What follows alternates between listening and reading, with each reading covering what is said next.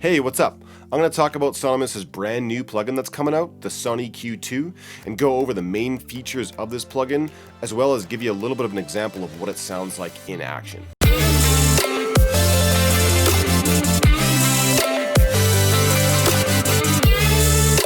Now, what makes this EQ plugin particularly unique is the introduction of Sonimus's modular system, which allows you to customize each instance of the EQ for your own specific purposes.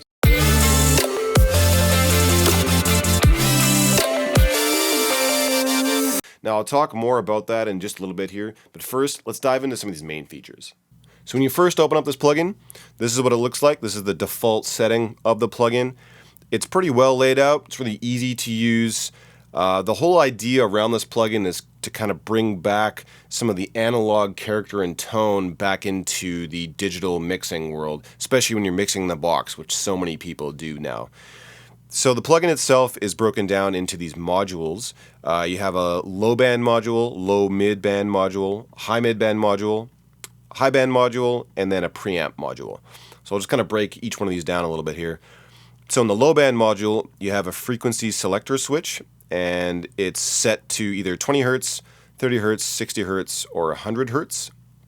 And then you have your boost knob, and you have an attenuation knob. So now these work independently of each other, so you can either just boost at the frequency you have set, or you can attenuate at the frequency you have set, or you can actually boost and attenuate together, which it creates some interesting ways of treating your low end that you don't get just by boosting or just by attenuating. So it's a pretty cool feature there. Now the low mid section, it's got a sweepable frequency selection. It starts at 45 hertz, goes up to 4,000 hertz. Then you have your boost or attenuation knob there. The high mid frequency band here, it starts at 400 hertz, goes to 9,000 hertz. It's also sweepable. So in the low mid and the high mid modules here, we also have the high Q and mid Q buttons, which allow you to change the Q, so the curve of the EQ band, to make them less broad and more narrow, which is really great for doing things like surgical fixing of audio. Like let's say you have a problem frequency that's sticking out in your audio and you want to get really surgical with a narrow Q to take out or lessen those problem frequencies within your audio. Then the high band module here, it's stepped frequency selection either at 6,000 hertz, 8,000, 12,000, or 15,000 hertz. Then the preamp section, it has a high pass filter and then a low pass filter, which both of those are very handy to have, especially for things like EQing vocals. You almost always want to high pass your vocals to get rid of some of that low end that's not really any tone, it's just muddying up your mix. So they're very useful to have for sure. You can also use them, you can also automate them to create some interesting filter effects and stuff like that too. So then within this preamp section you have this drive knob, which it adds some saturation to your audio. So you can either have it off, which keeps the audio nice and clean, keeps the whole circuit nice and clean, or you can drive it quite hard and bring in some cool analog texture into your recordings. Then you just have your output attenuation knob here to make sure that if you need to make up gain or if you're boosting a lot, you can roll it back to make sure you're not clipping and that kind of thing. And then the last thing on here is this wow switch, which kind of adds some subtle spatial stereo width to your mixes, which is pretty neat here. Now, what makes this plugin, again, unique, I talked about the different modules. Well, you can actually add any module that you want, up to 16 modules. So if you want to add an extra low mid module, you can drag the modules around and you can have 2 low mid modules in there, and you can set them differently and use them differently. Or you could have multiple preamp modules, so you could put in 2 drive knobs if you wanted to. So there's infinite options here with creating your own custom EQ for every specific purpose. And you can also save these settings, so you can You can build your own EQ, and then you can save them and bring them back later in your sessions when you use them on the same types of instruments and things like that. Sonimus has also extended the frequency range of the low mid and the high mid bands so that they're more aggressive at higher values compared to the original SonEQ Pro, and they've also added oversampling, which drastically affects the way that the high end reacts. It's much more natural sounding, and you have a few different selections here. Now, the more oversampling you do, the harder your processors work, so you can select different oversampling rates depending on your uses.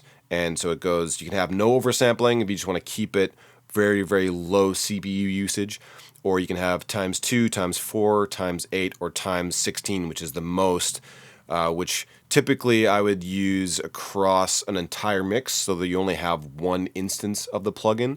If you use a lot of instances of the plugin at 16 times the sample rate, it's going to be quite heavy on your CPU usage. So, but it's a very, very cool function. It really, really adds to the value of the EQ for sure. Okay, let's check out this plugin in action here. So I have a mix that I've loaded up here, and I've just applied the SonEQ 2 across my entire mix, just so we can get a good broad understanding of what this EQ sounds like overall. So I have already kind of set the EQ in certain ways that I've felt enhance my mix. I've maybe made the moves a little more drastic than I normally would, just so we can really get a good understanding of what this EQ sounds like. So what I'll do is I'll play the mix. I'll play a portion of it without the EQ, then I'll play it with the EQ, and then I'll play it again, and I'll bypass the EQ on and off. And then afterwards, I'll just play through and I'll kind of tweak some of the knobs a little bit so you can get a good understanding of what everything does here. Okay, so this is the mix with the EQ bypassed. The stars will light your way through the dark and through the pain. Take aim and illuminate. Okay, now with the EQ in. The stars will light your way through the dark and through the pain. Take aim and illuminate. Okay, so now I'm going to play it back and I'll bypass the EQ on and off so you can hear the difference. The stars will light your way through the dark and through the pain. Take aim and illuminate. It's within you to change, to spark up a flame. Take aim and illuminate. So obviously the moves that I've done are pretty drastic, just so we can get a good understanding of what it sounds like. But basically what I've done is I have added a little bit of the low end, the really, really lows at 30 hertz with the shelf there, just to kind of beef up the song a little bit. And then I added a little bit of 5K in the high mids, just to kind of bring some of the presence out in the vocals specifically. And then I have a high-end shelf at about 8K, just kind of adding some overall sheen to the mix. And then I also did use the drive knob to add a little bit of saturation to it as well. And I did engage the wow switch to just kind of enhance subtly the stereo spatial field. So then I definitely used the output attenuation, so that because I'm doing a lot of boosting, I want to make sure that I'm not mistaking my boost just for a volume increase, because often we associate a volume increase with a better mix, right? So we want to make sure that I'm not mistaking the mix for being better just because it's louder. So that volume knob is very, very handy to have for that specific reason. So okay, I'm just going to play the mix again, and I'm just going to mess around with a couple of the other knobs just so you can get an overall feel for what this EQ can do. The stars will light your way through the dark and through the pain. Take aim and illuminate. It's within you to change.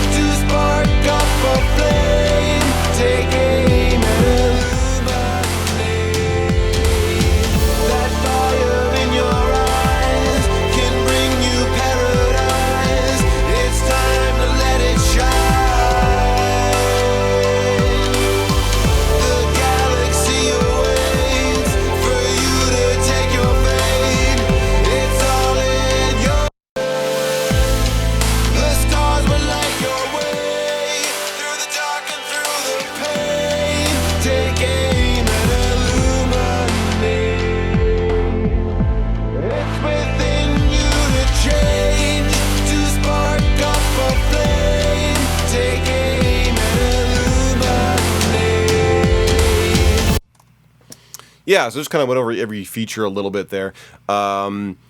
Overall, this EQ is extremely musical. So as I was going through some of the bands, I was boosting quite a bit, especially in the high end and like the high mids. And what I find is it's not harsh at all. It's very, very musical, very smooth sounding, which is definitely, I would describe it as a very analog sounding EQ, which is fantastic. So, and then all the other functions like the high pass and low pass, they're very smooth. They sound great. I really like the drive knob as well.